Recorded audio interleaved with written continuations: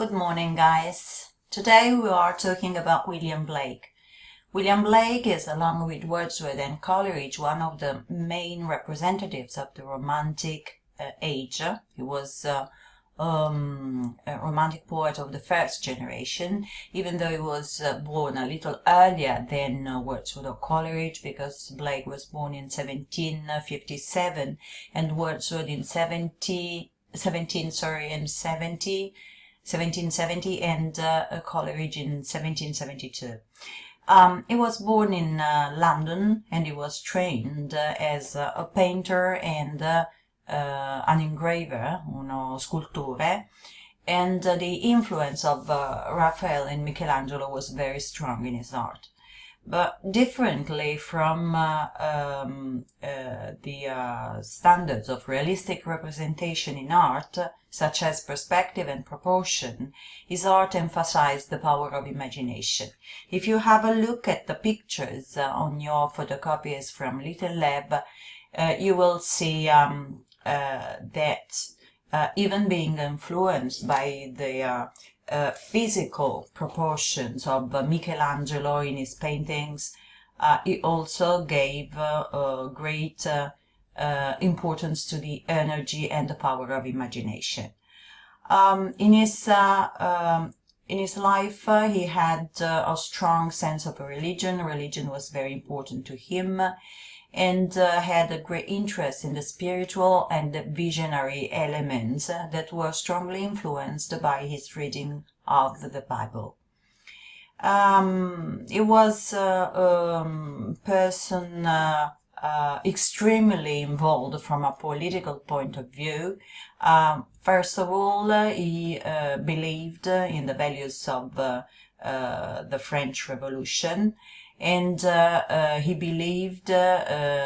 even believed in the purifying effect of the revolution for the redemption of men. That is, revolution was a necessary evil for man's redemption.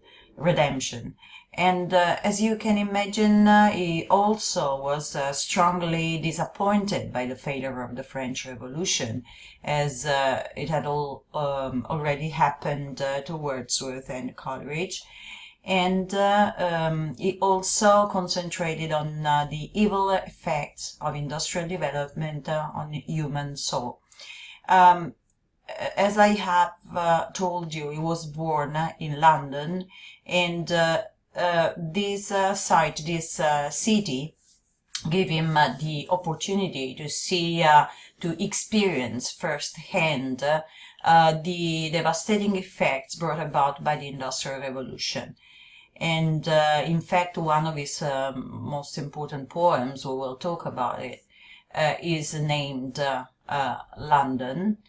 So he had the opportunity to see firsthand the exploitation of people because of the Industrial Revolution, and the alienation brought about to people by the industrialization in the big cities such as London. And he was always on the side of the victims of the industrialized society, and in particular the children, women and prostitutes in particular, as we will see in the poem London. Also, as for the role of the poet, we can outline relationship with the other Romantic poets, namely Wordsworth. For Blake, the poet is the guardian of the spirit and imagination, and the poet, through imagination or the divine vision, can see beyond material reality into the life of things. Perhaps someone among you will remember the definition, the very similar definition that had been given by Wordsworth about the role of the poet. The poet has a greater sensibility and ability to penetrate the heart of things than other men. That is what Wordsworth stated.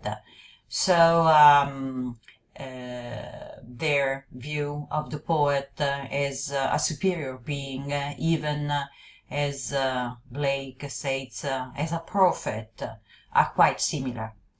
In Blake's view, God, the child, and the poet share the power of vision. So the child and the poet are purer than other men, and so they can act as mediators between nature and God. And here also we find the pantheistic view of nature, according to which God is in everything in nature.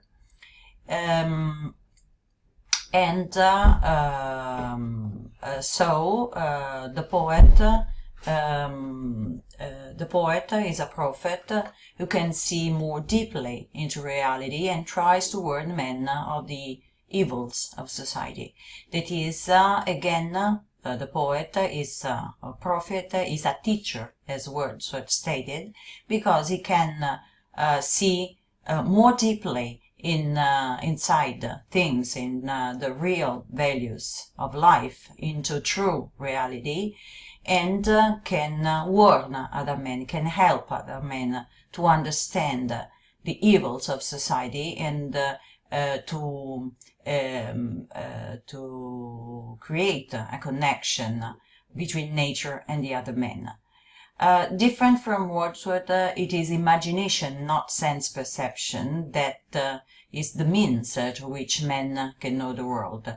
That is, for Wordsworth, it was through the sense perceptions, and in particular through the eye and the ear, that men could keep in touch with nature and could know the world around him. But for Blake, it is through imagination that men can understand better the world around him. William Blake wrote many works, but in my opinion, the two works that better represent his view, and also the importance that the French Revolution, the effects that the French Revolution had on his life, are the two collections of short poems, Songs of Innocence and Songs of Experience. Songs of Innocence is written in a pastoral mood. The narrator is a shepherd, un pastore, who receives inspiration from a child in a cloud, in una nuvola, to sing a song celebrating the divine in all creation. And here again there is the pantheistic view. So the poems describe childhood as a symbol of innocence, a state of the soul connected with happiness, freedom, and imagination. So the Songs of Innocence were written before the French Revolution broke out, and show an optimistic view of the poet that describes reality from the point of view of the child, so an optimistic view.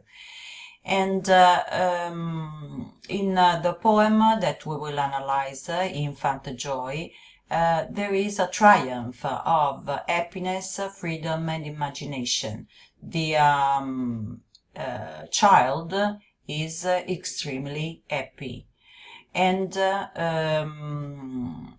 the second collection, the Songs of Experience, appeared when the period of the terror was at its height in France. It was written in 1794, and the poet questions all the themes of the previous collection with a more pessimistic point of view. That is, the two collections, Songs of Innocence and Songs of Experience, are not to be seen as completely different, but they are to be seen as complementary, to each other, because they convey two different points of view. The first, the innocent one, the view of the child, and the second, disenchanted, that is the man from the poet is a man and is disenchanted by reality. He has been strongly disappointed by the failure of the French Revolution and also by the effects of the Industrial Revolution in the big city in London. Another concept that is very important in Blake is the concept of the complementary opposites. We have said that Blake was a Christian, was very religious, but his view is not a liturgical or moralistic view. He regarded Christianity as responsible for the fragmentation and the dualism of human soul, of human consciousness, between good and evil.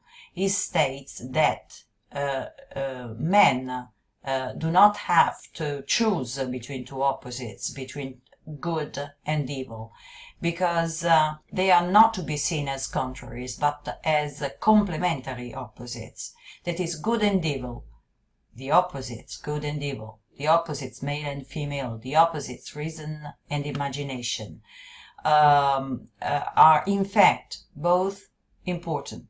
They are complementary. It is not necessary to choose between two opposite forces, but it is just the tension between the opposite states of mind, between good and evil, that gives the possibility of progress. It is in the tension between opposites that the possibility of progress lies.